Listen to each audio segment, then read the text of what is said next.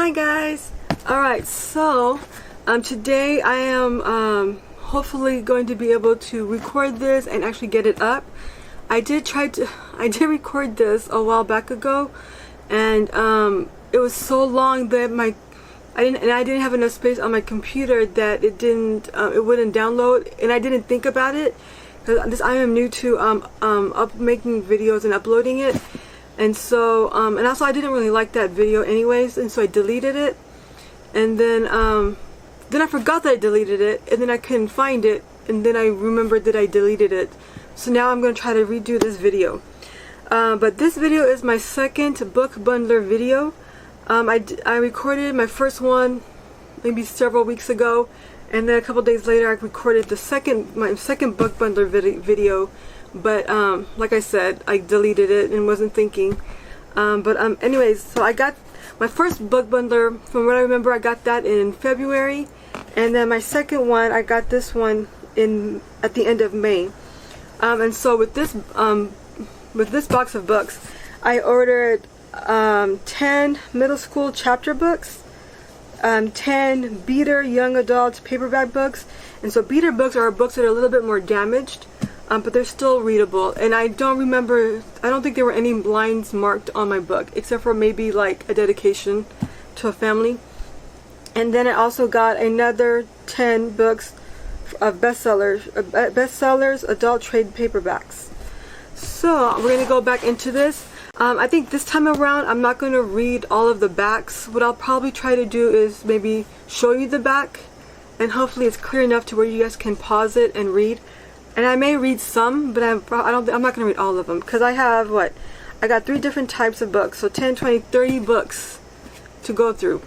Alright, so the first one is this. I'm excited because I actually wanted to buy this book and I just hadn't. But I love the movie. Absolutely love the movie. So this is Miss Peregrine's Home for Peculiar Children. That is a tongue twister. So I have this book.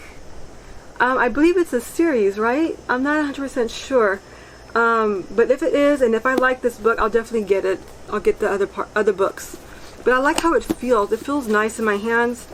I like the title. The cover is kind of spooky and interesting. And just scrolling through the books, there's pictures, which is really awesome. I definitely need to read this book, because like I said, I love the movie. And so this, I don't know, I guess this is considered a beater, maybe, because it's kind of ripped. But I don't care if it's ripped. I'm fine with that. I may need to tape it up though, so it doesn't like, spread through and rip up the whole back page. That would be horrible. But anyways, so I have this book, and I have The Pilot's Wife. I remember watching a movie called The Pilot's Wife, and I am curious to know if the movie was based off of this book. But I never checked, so I may need to eventually check. When I actually get to reading this book, I'll probably check. But let me see here. So it says, a pilot's wife is taught to be prepared for the late night knock at the door. But when Catherine receives word that a plane flown by her husband, Jack, has exploded near the coast of Ireland, she confronts... Sorry, that was my dog. Hey, Blue! Oh my gosh, that scared me. No. Okay. Alright, let's try this again. Okay, so but when Catherine receives word that a plane flown by her husband Jack has exploded near the coast of Ireland, she confronts the unfathomable, one startling revelation at a time. Soon, drawn into a maelstrom of publicity fueled by rumors that Jack led a secret life, Catherine sets out to learn who her husband really was, whatever the knowledge might cost. So I'm wondering if this is a book where he had like another family, maybe another 1 or 2 families or something like that. Ooh, the drama. That sounds really good, guys. The Pilot's Wife. And I don't really care if it's like from like Reese's Book Club or Oprah's, but this is an Oprah Book Club selection. So I have that, and I have this called Posted. Never heard of this before. So So let's see.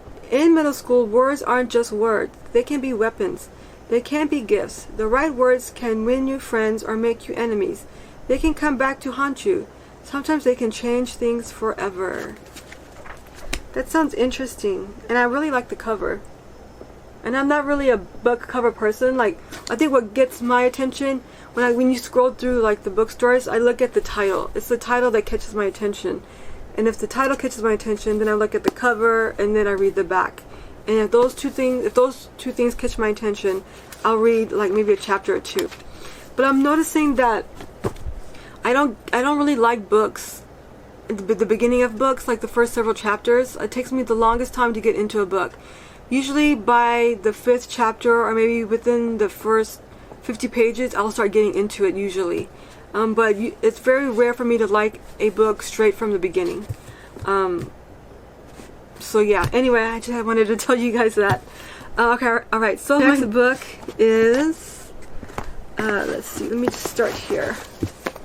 Is A Lesson Before Dying. This is gonna make me cry, I think. It's a winner of National Book Critics Circle Award for Fiction. Oh, sounds kind of sad. So it says, the majestic moving novel is an instant classic, a book that will be read, discussed, taught beyond the rest of our lives. Alright, so A Lesson Before Dying is set in a small Cajun community in the late 1940s. Jefferson, a young black man, is an unwitting party to a liquor store shootout. Oh gosh. In which 3 men are killed. The only survivor, he is convicted of murder and sentenced to death. Grant Wiggins, who left his hometown for the university, has returned to the plantation school to teach. As he struggles with his decision whether to stay or escape to another state, his aunt and Jefferson's godmother persuade him to visit Jefferson in his cell and impart his learning and his pride to Jefferson before his death. Oh no! Oh no, I'm gonna cry. Oh, this isn't gonna end well, is it? In the end, the 2 men forge a bond as they both come to understand the simple heroism of resisting and defying the expected. Like, if he's innocent, is he gonna die, or are they gonna be able to find out that he's not innocent, or was he not innocent? Did he kill those people? If he's innocent and he gets executed, like, that's just heartbreaking. That stuff that pisses me off when innocent people die because they get blamed, whether it's their skin color or whether it's just because they were there at the wrong time. That's horrible. Like, this is gonna be rough. Alright, so my next book is The Nutty and the Case of the Mastermind Thief. So look at this. I forgot how short like middle school books, chapter books could be. I don't know why I was expecting them to be bigger like this. Look how thick that is, and look how thin that is. Just crazy. So when I ordered the middle school book, in my mind, I'm like not even showing up on the screen. Okay, so in my mind, I was sitting there thinking like I'm gonna get some bigger books, but I got a lot of these little small ones, which is probably good for me because like I think in my previous video I said it. I believe in my previous video I said that I'm struggling to read. I'm trying to get back into the habit of it, and so maybe having these shorter books will kind of like get me back in, because this book is like only 120 pages, but it sounds interesting. Nutty and the Case of the Mastermind Thief.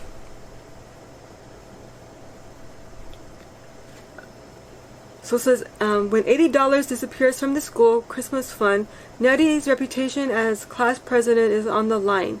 Who could have broken into Nutty's locker and how? Well, so someone stole from him, so he's going to have to try to figure out who did it. But that sounds like a book that I would have read as a kid, and I did not. When was this book written? Let's see. Oh look, there's other Nutty books. Nutty for President and Nutty and the Case of the Mastermind Thief, which is this. So there's only 2 of them? Interesting. This looks like this would be like a really good series. This has to be like from like maybe either 80s or 90s. I don't see the year. Oh wait, yes I do. Okay, 1985. Okay. Sounds cute. Alright, I love this movie. I happened to watch it maybe a year ago, like online, and then it recently came on, I guess it recently came on Netflix, and I watched it again, and I told myself that I really want to get this book. The only thing is, I am not a fan of movie covers. Like, I don't, even though I like this cover, I prefer the original cover. And I was actually trying to look for it at Half Price Bookstore, but they had this, and I was like, nope, I don't want that. I want like the original. But when I ordered like my book bundler, they gave me this, so I can't complain. At least I have it. And if I really like this book, I will definitely I may go and get the original cover. But then again, I actually really do like this one, this version. I like the stacked houses. But anyways, I'm excited to read this eventually. And I heard there's going to be a part 2 movie. So if I like the book, I may take a look at part 2 of the series. I don't know how many books are in the series though.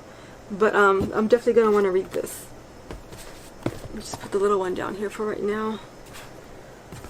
Let me try to grab some of the bigger books. Let's see here. Alright, so the next one I have is Brightness Falls. I don't know why, but doesn't it look like it's fire? Like the building's on fire or something? It kind of looks like this would be like a fantasy sci-fi type of book. But it's called Brightness Falls. But I don't think that's what this book is about. So as he maps the fault line spreading through the once impenetrable marriage of Russell. So as the author maps the fault line spreading through the once impenetrable marriage of Russell and Corinne Calloway, and chronicles Russell's wildly ambitious schemes to seize control of the publishing house at which he works, J. McInerney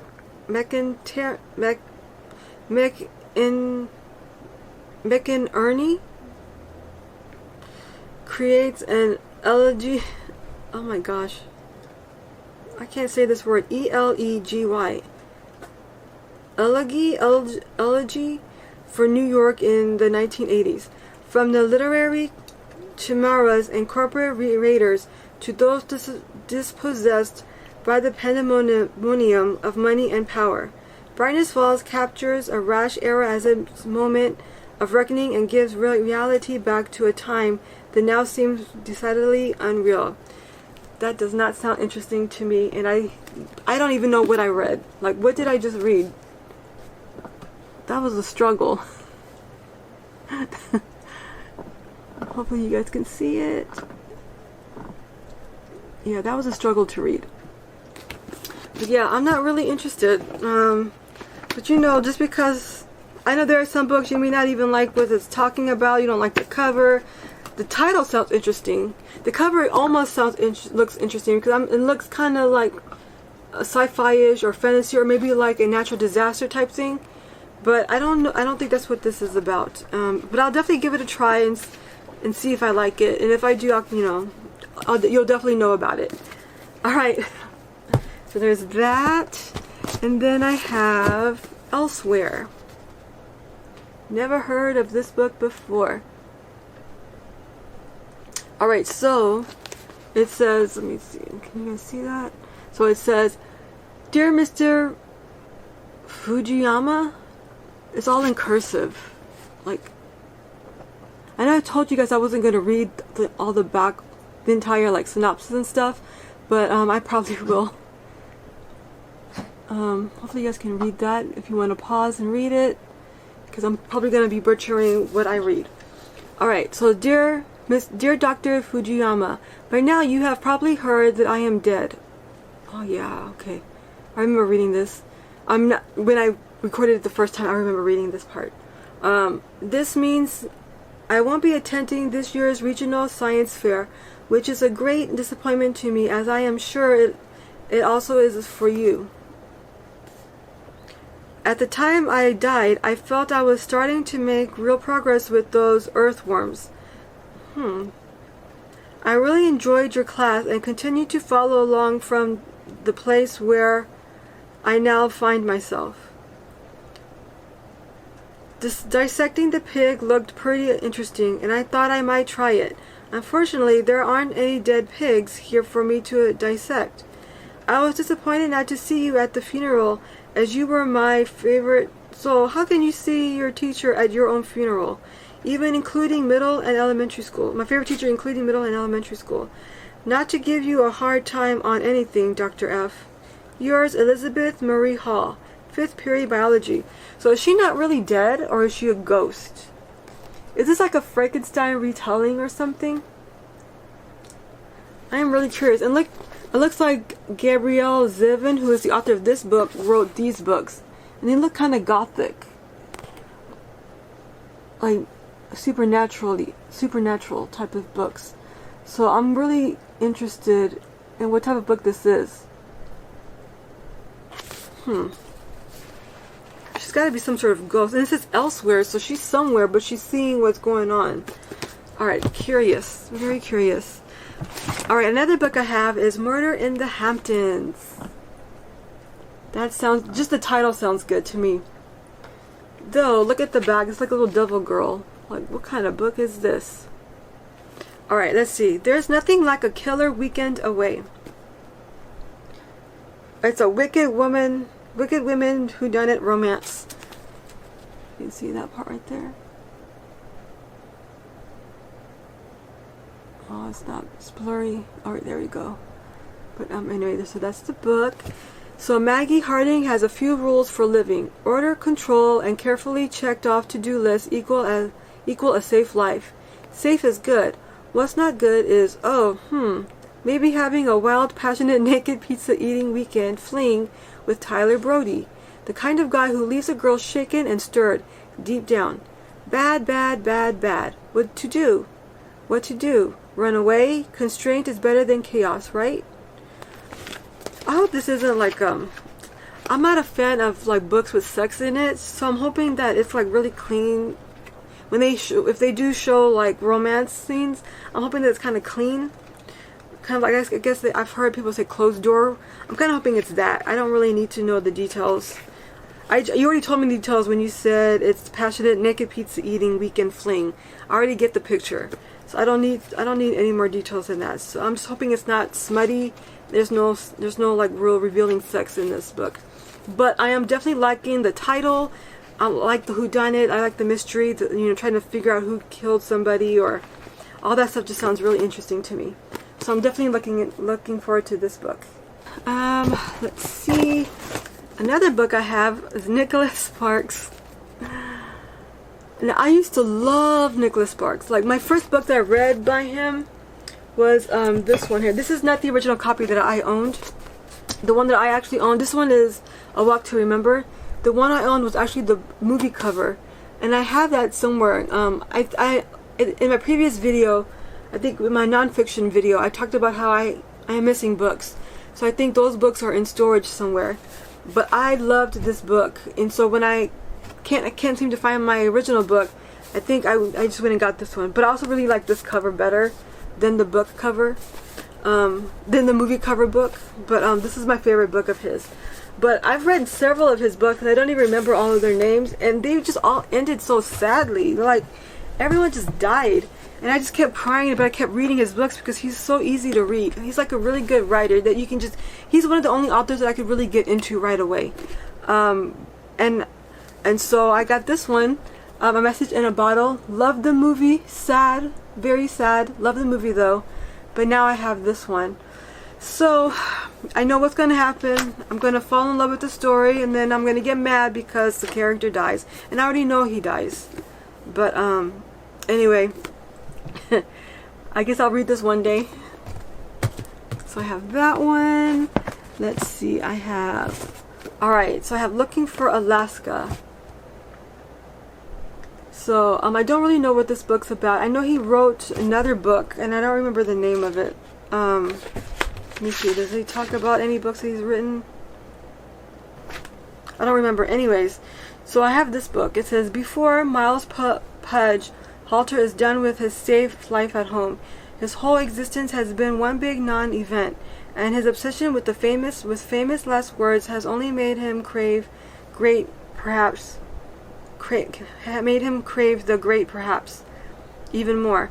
He heads off to the sometimes crazy, possibly unstable, and anything but boring world of Culver Creek boarding school, and his life becomes the opposite of safe.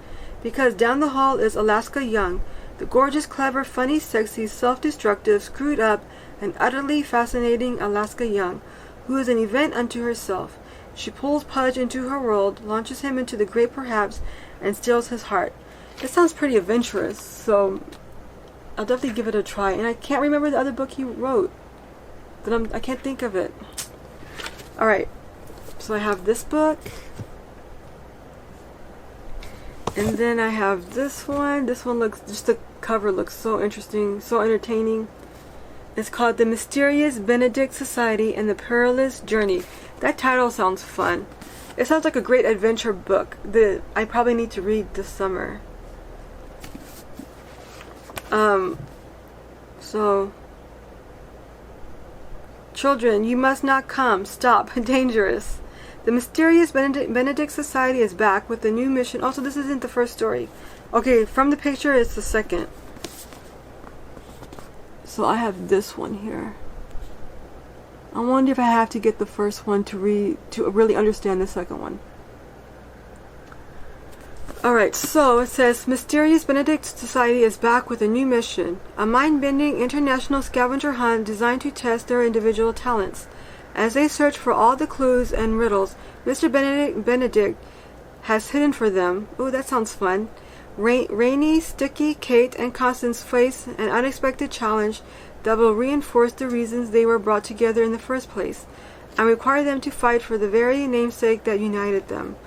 Oh, I'm so interested. This sounds so good.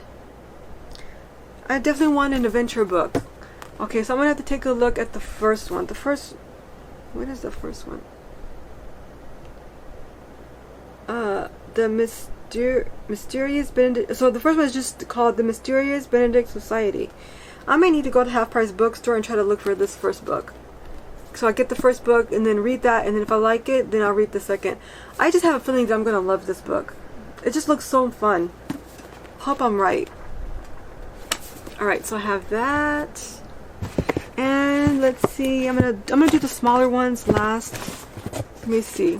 So I have this book called Evening.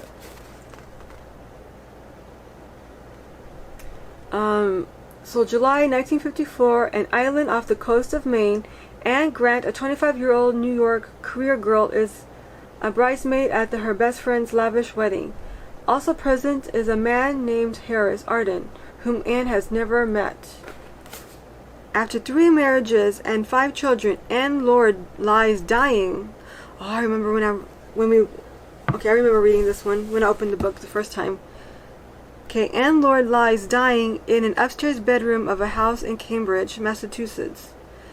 What comes to her, eclipsing a stream of doctor visits and friends stopping by and grown children overheard whispering from the next room, is a rush of memories from a weekend 40 years ago in Maine, when she fell in love with a passion, and even now throws a shadow onto the rest of her life. In Evening, Susan Munoz gives us a novel of spellbinding power on the nature of memory and love. But this is sad, so she's going to just die at the end. And while she's dying, she's sitting there remembering her life. How am I going to like this book? Like, I don't see myself liking this book.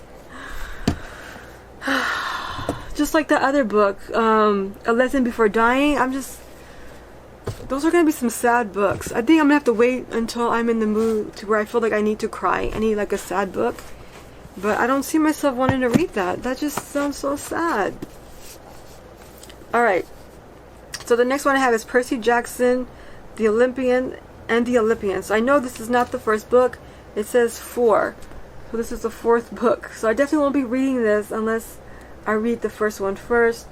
But I don't think I want to buy the whole book series.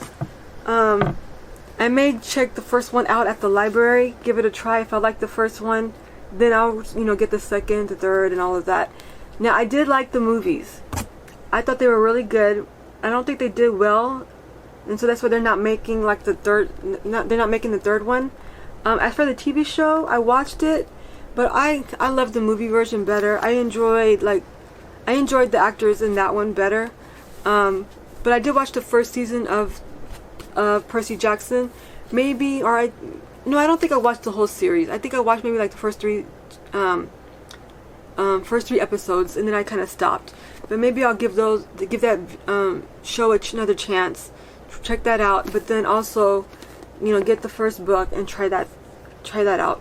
Because sometimes the books are better than the movies. Sometimes the movies are better than the books, but a lot of times the books are better. So, and I do like mythology stuff. So this will be fun. The next book I have is The Scorched Trials. I actually have the first book, but it's in my to give away pile that I want to give to a free little library. I just wasn't a fan of the first book. I tried. I think probably read 2 chapters, and I was like no. So I may need to give The Maze Runner another chance and see if I like it. Especially now that I have this one. I'm thinking this is the second book. I am not sure, but I definitely like the movies. So yeah, I'm gonna have to give this another chance, and I might need to pull out my Maze Runner book. The next book I have is Skinny. So it says these are the words of Skinny, the vicious voice that lives inside 15-year-old Ever Davies' head. I get that. I sometimes have voices in my head. I'm not crazy, but you have sometimes when you feel like you're not good enough, or you feel like what you're doing isn't good enough, and so then you have those voices saying, you shouldn't be doing that. Or like me trying to do a booktube video, like, do I really want to do this? Like, I'm not the best speaker. I don't read very well. This is nerve-wracking, being in front of a camera talking to nobody and then putting myself out there so somebody else can watch me talk about books. Like, that's just weird. That's weird. Like, I have social media, but I'm not using it. Like, it's just kind of blank. I might have some pictures, a few pictures in my social media accounts, and I just don't really do those things. And so sometimes you'll have the voice in your head saying, why are you doing that? You don't need to be doing that. Or you're ugly, or you're not smart enough. Like, why are you even studying? Or little voices in your head that's telling you not to do something. So I guess she has a voice, but she has a name. Her voice, so her voice has a name, and that voice is Skinny. So Skinny tells Ever all the dark, unwhispered thoughts her classmates have about her. Oh, this is different. Okay, never mind. Alright, Ever knows she weighs over 300 pounds and that she'll probably never be loved. And Skinny makes sure she never forgets it. So maybe Skinny is like a real person in her head. Because how does Skinny know what other people are thinking? But there is another voice, Ever's singing voice, which is beautiful and strong, but has been silenced by Skinny, partly in the hopes of trying out for the school musical, and partly to try and save her own life. Ever decides to undergo a risky surgery that may help her lose weight and start over. Okay. With the support of her best friend, Ever begins the long uphill battle towards change. But demons, she finds, are not so easy to shake, and not even as she sheds pounds, because Skinny is still around, and Ever will have to confront that voice before she can truly find her own. This sounds really good, actually. This is probably a book that I would have needed to read as a kid. So I'm glad I have this book, and I'll definitely have to check it out. And it's pretty short. This one has 260 pages. So, Skinny. Alright, so the next one I have is Etiquette Espionage. Book, Finishing School, Book the First. I'm hoping this is the first book. So I think the title that catches my attention is Espionage, but that cover, look at that cover, it's gorgeous. And she's got scissors, she's not about to cut some fabric. She looks like she's about to cut somebody. Okay, the fine art of finishing others. Okay, this sounds good. Alright, so it says, it's one thing to learn to curtsy properly. It's quite another to learn to curtsy and throw a knife at the same time. Welcome to finishing school. Okay, that sounds good. Alright, 14-year-old Sophronia Temenek is a great trial to her poor mother. Her atrocious curtsy is an embarrassment to the family name. So Mrs. Timonek enrolls her daughter in Mademoiselle Geraldine's finishing academy for young ladies of quality.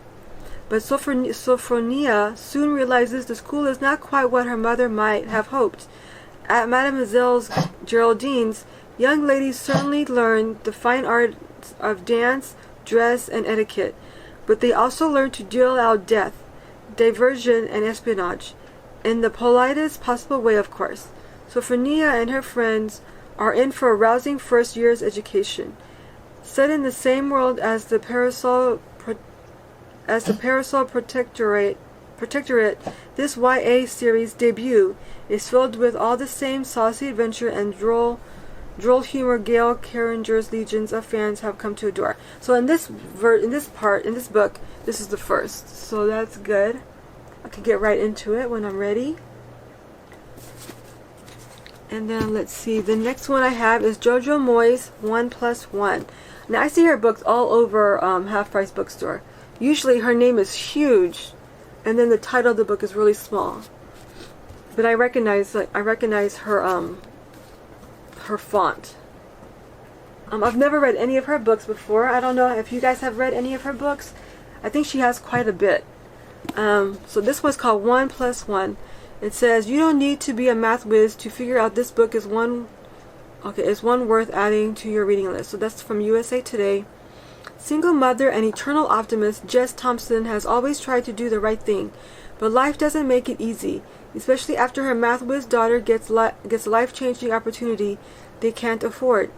Ed Nichols is a brilliant tech millionaire whose life is falling apart when he happens upon Jess and her family stranded on the side of the road. In perhaps his first unselfish act ever, Ed agrees to drive them, plus their pungent daughter Norman, to the Maths Olympiad, and to a prize that could change their lives forever. In this hilarious, heartwarming story of family dysfunction, devotion, and love found in the unlikeliest of places. This sounds good. This sounds really good. Alright, I'm glad I got this one. Let me know if you guys like her books. Like, this one sounds really good, and I wonder if all her books are kind of like this. Another one I have is called Pigs in Heaven.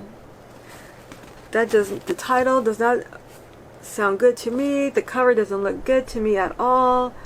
I am not interested in reading this book, but you know, because you don't like the cover or the title, maybe let's check out the synopsis. I don't even remember what this book's about.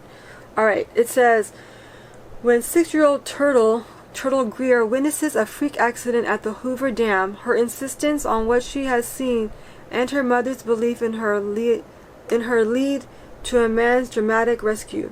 The turtle's moment of celebrity draws her into a conflict of historic proportions. The crisis quickly envelops not only Turtle and her mother, Taylor, but everyone else who touches their lives in a complex web connecting their future with their past. A deeply felt novel of love despite the risks of tearing apart and coming together. Pigs in Heaven travels the roads from rural Kentucky and the urban Southwest to Haven, Oklahoma, and the Cherokee Nation. As the spellbinding novel unfolds, it draws the reader into a world of heartbreak and redeeming love, testing the boundaries of family and the many separate truths about the ties that bind. With Pigs in Heaven, Barbara has given us her wisest, most compelling work to date. So that sounds kind of intriguing. I'm still not this isn't a book that I would pick up, but I have it, I'm keeping it for now, and I'm going to eventually give it a try. Alright, so my next book is Single Shot.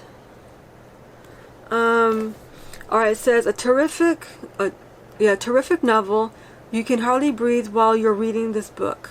So that's what Los Angeles Times says.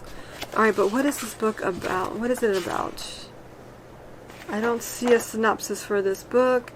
The most terrifying thing about this unnervingly vivid novel is the fact that the protagonist is a simple man, a basically good man, the victim of a single moment, a single accident that pulls the switch on his already derailed life. His anguish and confusion are precisely drawn, physically, spiritually, emotionally. Oh gosh. Intense, violent, and graphic. So it's like a complex crime mystery, exciting climax that is truly shocking in its cruelty. Oh no, I don't know if I'm interested. I don't know, guys. Single shot. A harrowing literary thriller, a powerful blend of love and violence, and the grotesque and the tender. Of the grotesque and the tender. I don't know, guys. I don't know. Alright.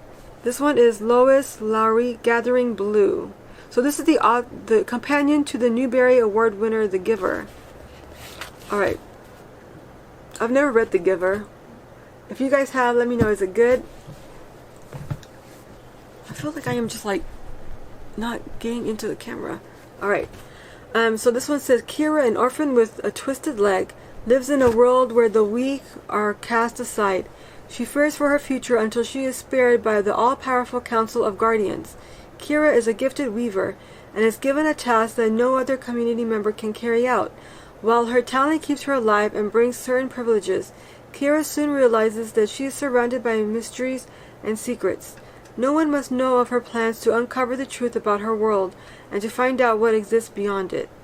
So I wonder if this is like the first book of To the Giver, or is it The Giver first? I don't know. But I'll eventually take a look at that. Alright, my next book is Left Behind the Kids. I've never read the Left Behind books. I've watched some of the movies though, and they were pretty good. I don't have any desire to read Left Behind, but let's see what this is about. It says, after witnessing a horrific plane crash, Judd and Lionel must find a way back to Jerusalem on their own. A terrifying scene awaits them as Nikolai Carpathia prepares for another deadly display. Back in the States, Vicky helps a new believer by contacting an acquaintance of long ago. The decision thrusts the kids into a meeting with a global community worker and leads to an unexpected adventure. Alright, so I mean, it's a really short book. Look at that. It's really short. I guess I'll give it a try and see if I like it. Let's see. This has 147 pages. I didn't even know they made a book for kids. A Left Behind book for kids. So that's interesting. Alright, the next book I have is Upon the Head of the Goat. And let's see. One of the most powerful accounts yet written by a survivor of the third Reich, R-E-I-C-H, Reich. To 9-year-old Pyrie, war was only a word until the German soldiers came, closing the borders and turning her summer vacation at her grandmother's farm into a year-long stay, a year during which she learned far too much about fear and fighting. Returning to her home in Hungary, when the borders reopened, Pyrie discovered that life would never be the same again, for with Hitler in power, no place was safe if you were Jewish. Another book that I am going to cry, I think. But it looks like it won an award. It has like a Newbery honor. Alright, so I have this book. And then I have, let me see, 3, 4, 5, 6 more books, guys. Alright, my next book is A Treasury of Civil War Tales. I am not interested in like history books, really. Like, I like history, but I don't like history. I don't know how to explain it. It's just like, it doesn't like appeal to me, especially when I see a cover like this. But let's see what it's about. Alright, so the sweeping historical event known as the Civil War left no part of the nation untouched. Great and humble, soldiers and civilians, men and women, blacks, whites and Indians, all had vivid stories about the gathering storms and 4 unforgettable years of conflict and the bittersweet aftermath. Alright, so is this like are these like short stories? So part 1, Thunder, Lightning, and Hail. Chapter 1, A Little Woman's Book Made a Great War. Chapter 2, The Little Giant at the Stage of Bleeding Kansas. Well, so these are short chapters, guys. Like, here's chapter 1. It's chapter 1. see. And that's it. And these 2 pages is for chapter 1. And then chapter 2. And then chapter 2 is short too. Look at that. So these are short chapters. This is something that I could get into because it's short. And I can like just, you know, quickly read and then put my bookmarker in it and then go back to it eventually. But I'm not sure if this is like, if it's like one whole story or if it's like many little mini stories by different people. I don't know. But I have this book here. And then I have Sing Down the Moon by Scott Odell. Newbery Award honor book. Never heard of this one either. So it's a historical fiction. Spanish slavers were an ever-present threat to the Navajo way of life. One lovely spring day, 14-year-old Bright Morning and her friend Running Bird took their sheep to pasture. The sky was clear blue against the red buttes of the Canyon de Chelly, and the fields and orchards of the Navajos promise of rich harvest. Bright Morning was happy as she gazed across the beautiful valley that was the home of her tribe. She turned when Black Dog barked, and it was then that she saw the Spanish slavers riding straight toward her. Wow. So did she get captured, or is she still like running and hides so she doesn't get captured? So that's this one. It's really short. Look at that. These are some books. These are books that I probably need to read first just to get myself back into reading, because I know that the ending is near. Even though these are like historical fiction and stuff like that, you know, it's because it's short. I'll be able to like kind of get into it quickly, or finish it quickly. Another book I have is The Tuesday Cafe. So it all started with a small fire in a garage can. Alright, now I'm intrigued. Unfortunately, the garbage can was in the hallway of Harper's school. Oh no. Alright, Harper Winslow has some problems. His parents don't seem to understand what is going on in his life at all.